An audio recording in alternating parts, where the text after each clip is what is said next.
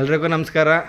ಇವತ್ತು ಮಂಡ್ಯ ಜಿಲ್ಲೆ ಪಾಂಡುಪುರ ತಾಲೂಕು ಡಿಂಕ ಗ್ರಾಮದಲ್ಲಿ ಶ್ರೀಯುತ ಪುಟ್ಟರಾಜ್ ಅವರು ಶ್ರೀ ವೀರಭದ್ರೇಶ್ವರ ಸೈಲೇಜ್ ಯೂನಿಟ್ ಅಂತ ಒಂದು ಉತ್ತಮವಾದ ಸೈಲೇಜ್ ಯೂನಿಟ್ ಮಾಡ್ಕೊಂಡು ನಮ್ಮ ಸುತ್ತಮುತ್ತ ರೈತರುಗಳಿಗೆಲ್ಲ ಒಂದು ಹೆಲ್ಪ್ ಮಾಡ್ತಾ ಇದ್ದಾರೆ. ಯಾಕಂದರೆ ಮೇವಿನ ಕೊರತೆ ಎಲ್ಲ ಕಡೆ ಸಾಕಷ್ಟಿದೆ. ಅದರಿಂದ ನೇರವಾಗಿ ಅವ್ರನ್ನೇ ನಾನು ಮಾತಾಡಿಸ್ತಾ ಇದ್ದೀನಿ, ಅವ್ರ ಸೈಲೇಜ್ ಯೂನಿಟಲ್ಲಿ ಏನೇನು ಮಾಡ್ತಾ ಇದ್ದಾರೆ ಅಂತ. ನಮಸ್ತೆ ಪುಟ್ಟರಾಜ್ ಅವರ. ನಮಸ್ತೆ ಸರ್. ನಮಸ್ತೆ ಮನೋರ. ನಮಸ್ಕಾರ. ಈಗ ನಾನು ಇಲ್ಲಿ ಬಂದೆ, ನಿಮ್ಮದೊಂದು ಸೈಲೇಜ್ ಯೂನಿಟ್ನ ಚೆನ್ನಾಗಿ ಮಾಡಿದ್ದೀರಿ. ಈ ಒಂದು ಸಣ್ಣ ಪ್ರಮಾಣದಲ್ಲಿ ಸುತ್ತಮುತ್ತ ಹಳ್ಳಿಗಳ ರೈತರುಗಳಿಗೆ ಅನುಕೂಲ ಆಗಬೇಕು ಅಂತ ಹೇಳ್ಬೋದಾ, ಏನೇನು ಮಾಡ್ತಾಯಿದ್ದೀರಿ ಅಂತ? ಸರ್, ನಾನು ಸ್ಟಾರ್ಟಿಂಗು ನಮ್ಮ ದನಿಗೆ ಅಂತ ಸ್ವಲ್ಪ ಮಾಡಿದ್ದೆ. ಹಾಂ, ಈ ಸೈಲೇಜಲ್ಲಿ ನಾನು ಬೇರೆ ಕಡೆಲ್ಲ ಕೇಳ್ಪಡ್ತದೆ. ನಮ್ಮ ಭಾಗದಲ್ಲಿ ಇಲ್ಲಿ ಸೈಲೇಜು ಅಂದರೆ ಜನಗಳಿಗೆ ಸರಿಯಾಗಿ ಗೊತ್ತಿರಲಿಲ್ಲ. ಹೌದು. ಈಗ ಡಿಂಕದಲ್ಲೂ ಏನು ಜಾಸ್ತಿ ಉಪಯೋಗಿಸ್ತಾ ಇಲ್ಲ. ಹಾಂ. ಮತ್ತು ಮಾತೆ ಕಡ್ಡಿ ಅಂದರೆ ಅಂತ ಬರೀ ಮಾತೆ ಕಡ್ಡಿ ಅನ್ನೋದಲ್ಲ, ಸೈಲೇಜ್ ಮಾಡಿ ಇಟ್ಕೋಬೇಕು ಅದು. ಓಕೆ. ಆ ಸೈಲೇಜ್ ಮಾಡಿ ಇಟ್ಕೊಳ್ಳೋ ಉದ್ದೇಶ ಏನಂದರೆ ಸರ್, ಅದು ಹೊಲದಲ್ಲಿ ಬೆಳೆಯೋಂಥ ಕಡ್ಡಿ ಬರೀ 6 ರಿಂದ 7 ದಿವಸ ಮಾತ್ರ ಅದು ಯೋಗ್ಯವಾಗಿರೋದು.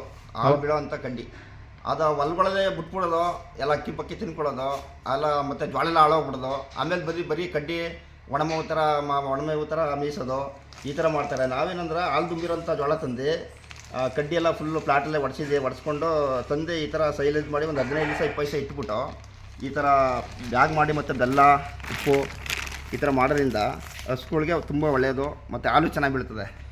ಹಾಂ, ಖಂಡಿತ ಪುಟ್ಟರಾಜ್ ಅವ್ರು ನೀವು ಹೇಳೋದು ನಿಜ. ಇವತ್ತೇನೋ ನಾವು ಮಾತೆ ಕಡ್ಡಿ ಅಂತ ಹಾಕ್ತಾ ಇದೀವಿ, ಅದು ಆಲ್ರೆಡಿ ಕೆಂಪು ಕಲರ್ ಬರ್ತದ್ರೆ ಮುಗಿದೋಯ್ತು.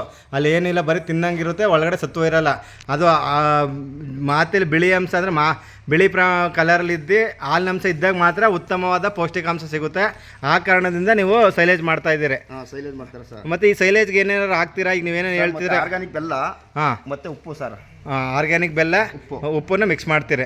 ಮತ್ತು ಇದು ಸೈಲೇಜನ್ನ ಒಂಚೂರು ಗಾಳಿ ಆಡ್ದಂಗೆಲ್ಲ ಇಡಬೇಕು ಅಂತಾರೆ. ಇಲ್ಲೆಲ್ಲ ನೀವು ಇಟ್ಟಿದ್ದೀರಿ. ಈಗ ನೀವು ತುಂಬಬೇಕಾದ್ರೆ ಒಂದು ಸ್ವಲ್ಪ ಗಾಳಿ ಆಗೋ ಚಾನ್ಸಸ್ ಇರುತ್ತೆ. ಗಾಳಿ ಆಗುತ್ತೆ ಸರ್. ಜಾಗ ಮಾಡಿ ತುಂಬಿಟ್ಟು ನಮ್ಮ ಹತ್ರ ವ್ಯಾಕ್ಯೂಮ್ ಮಿಷಿನ್ ಇದೆ. ವ್ಯಾಕ್ಯೂಮ್ ಮಿಷಿನ್ ಇದೆ. ತೋರಿಸ್ಬೋದಾ ಹೆಂಗೆ ಥರ ಮಾಡ್ತೀರಿ ಅಂತ? ನೋಡೋಣ ವೀಕ್ಷಕರೇ. ಅವರು ಈಗ ಸೈಲೇಜ್ ಅಂದರೆ ಗಾಳಿ ಆಡಬಾರ್ದು, ಒಂಚೂರು ಗಾಳಿ ಇದ್ದರೆ ಅಲ್ಲೇ ಕಪ್ಪು ಕಲರ್ ಬಂದ್ಬಿಡುತ್ತೆ. ನೀವು ನೋಡ್ತಾ ಇರ್ಬೋದು, ವ್ಯಾಕ್ಯೂಮ್ ಮಿಷಿನ್ ಆನ್ ಮಾಡಿದ್ದಾರೆ ನೋಡಿ, ಅದು ಸಿಂಕ್ ಆಗ್ತಾಯಿದೆ. ಓಕೆ. ನೋಡಿ ಈ ಥರ ಅವರು ಮಾಡ್ಬಿಟ್ಟು ಸರ್ ಕಟ್ಬಿಟ್ರೆ 2 ತಿಂಗಳಲ್ಲ ಸರ್, 3 ತಿಂಗಳು ಅಂದ್ರೆ ಏನಪ್ಪಾ ಅಂದ್ರೆ ಓಪನ್ ಆಗ್ಬಾರ್ದು ಸರ್. ಅದು ಒಂಚೂರು ಇದಾಗಬಾರ್ದು. ಕರೆಕ್ಟ್. ಓಪನ್ ಆಗ್ದಂಗೆ ನೀಟಾಗಿ ಇಟ್ಕೊಂಡ್ರ 3-4 ತಿಂಗಳು ಇಟ್ಕೋಬಹುದು. ಮತ್ತೆ ನಾವು ಏನಪ್ಪಾ ಅಂದ್ರೆ ಇಲ್ಲ ಅಕ್ಕಪಕ್ಕ ಬಂದು ತಗೊಂಡೈತಲ್ಲ, ಜಾಸ್ತಿ ತಗೊಳ್ಳೋ ಅಂತರ್ಗೆಲ್ಲ ಈ ಚೀಲ ಕೇಳಿದ್ರೆ ಈ ಚೀಲ ಮೇಲ್ಗಡೆ ಒಂದು ಚೀಲ. ಅಲ್ಲ, ಈಗ ನಾನು ಕೇಳ್ತೀನಿ ಕರೆಕ್ಟ್. ಈಗ ನೀವು ಫಸ್ಟ್ ಗಾಳಿ ತೆಗೆದ್ರೆ ಅಲ್ಲೆಲ್ಲ ಗಾಳಿ ಅಂಶ ಎಲ್ಲ ಹೋಯ್ತು.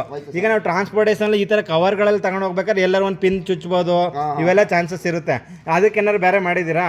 ಈ ಥರ ಕೇಳಿದ್ರೆ ಸರ್, ಈ ಥರ 2 ಟನ್ 3 ಟನ್ ಕೇಳಿದ್ರೆ ಮತ್ತೆ ಈ ಚೀಲ ಇದಕ್ಕೆ ಮೇಲ್ಗಡೆ ಒಂದು ಬ್ಯಾಗ್ ಹಾಕ್ತೀವಿ ಸರ್. ಓಕೆ. ಇದು ಹಾಕಿ ಕೊಡ್ತೀವಿ ಇದಕ್ಕೆ. ಅಂದರೆ ನೀವು ಫಸ್ಟ್ ಇದರಲ್ಲಿ ಗಾಳಿ ಎಲ್ಲ ತೆಗಿತೀರಿ, ಪ್ಲಾಸ್ಟಿಕ್ ಕವರ್ ಹಾಕ್ತೀರಿ.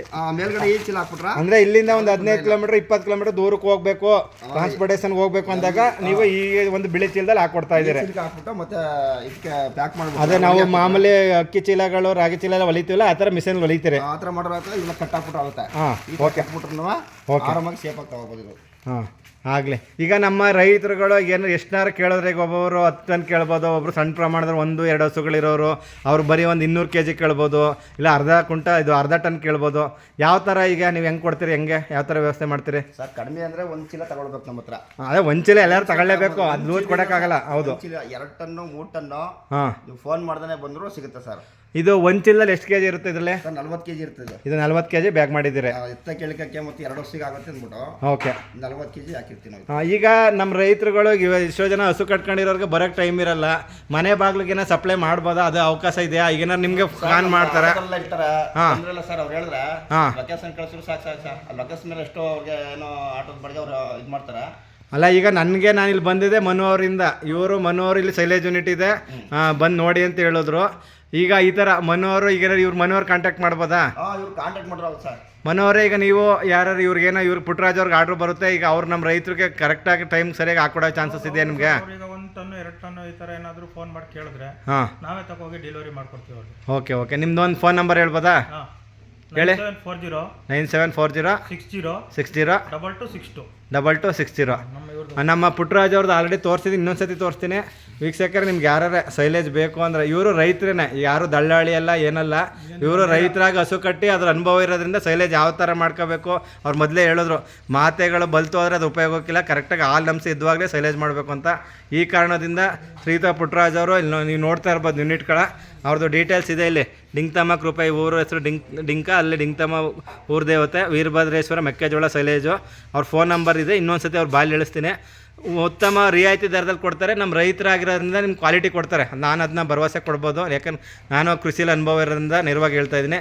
ಪುಟ್ಟರಾಜ್ ಅವರು ನಿಮ್ದು ಒಂದು ಫೋನ್ ನಂಬರು, ನಿಮ್ಮ ಫೋನ್ ನಂಬರ್ ಹೇಳ್ತೀರಾ ಸರ್? 19 ಹಾಂ ಬಿಡಿ ನಾನೇ ಹೇಳ್ಬೋದಾ? ಯಾವುದಿಲ್ಲ?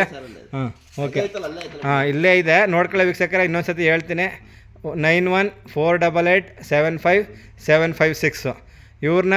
ಇಲ್ಲ ಇನ್ನೊಂದು ನಂಬರ್ ಇದೆ 9019587837.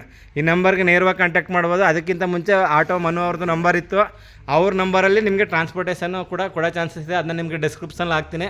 ಯಾರು ಆಸಕ್ತಿ ಇದ್ದರೆ ಉತ್ತಮವಾದ ಗುಣಮಟ್ಟದ ರಸ್ಮೇವು ಅಂದರೆ ಸೈಲೇಜ್ನ ಇವತ್ತು ಎಲ್ಲ ಕಡೆ ಕೊರತೆ ಇದೆ. ಮತ್ತು ಇನ್ನೊಂದು ಪುಟ್ಟರಾಜ್ ಅವರ ಸೈಲೇಜನ್ನು ಯಾಕೆ ಬಳಸಬೇಕು, ಏನು ಉಪಯೋಗ ಸರ್? ಹಸುಗಳಿಗೆ ಹಾಂ ಸೈಲೇಜ್ ಬಳಸೋದ್ರಿಂದ ದನ ಚೆನ್ನಾಗುತ್ತೆ. ಮೇನ್ ಆಗಿ ಹೌದು, 10 ಲೀಟ್ರ್ ಈಗ ನಮ್ಮ ಸೈಲೇಜ್ ತಗೊಂಡಾಗ ಚೆಕ್ ಮಾಡಿ ಸರ್, ಹಾಂ 10 ಲೀಟ್ರ್ ಹಾಲು ಕೊಡ್ತಾ ಇರ್ತದೆ. ಹಾಂ ಅದು 2 ಟೈಮಿಂದ 1 ಲೀಟ್ರ್ ಹಾಲು ಜಾಸ್ತಿ ಆಗುತ್ತೆ. ಈಗ ತಿಂಡಿ ಕಡಿಮೆ ಮಾಡ್ಬೋದಾ ಸರಿತ? ಹಾಲು ಜಾಸ್ತಿ ಆದ್ಮೇಲೆ ಅವರು ಒಂದು 120 ರೂಪಾಯಿ ತಿಂಡಿ ಕೊಡ್ತಾ ಇರ, 90 ರೂಪಾಯಿ ತಿಂಡಿ, ಇನ್ನೂ 30 ರೂಪಾಯಿ ಉಳಿತಾಯ ಮಾಡ್ಬೋದು. ಓಕೆ, ಹಾಂ. ಹಂಗಾಗಿ ಈ ಬೇರೆ ಮೇವಿಗಿಂತ ಸೈಲೇಜು ಭಾರಿ ಉತ್ತಮ ಮೇವು. ಹಾಂ, ಅಂದರೆ ಕೆಲಸ ಕಾರ್ಯಗಳೆಲ್ಲ ಒಂದು ಸ್ವಲ್ಪ ಯಾವುದೇ ಥರ ಒತ್ತಡ ಇರಲ್ಲ. ಮೇವು ಮನೆ ಇಟ್ಕೊಂಡ್ರೆ ಹಾಕ್ಬಿಟ್ಟು ಬೇರೆ ಭಂಗ ಮಾಡ್ಬೋದು.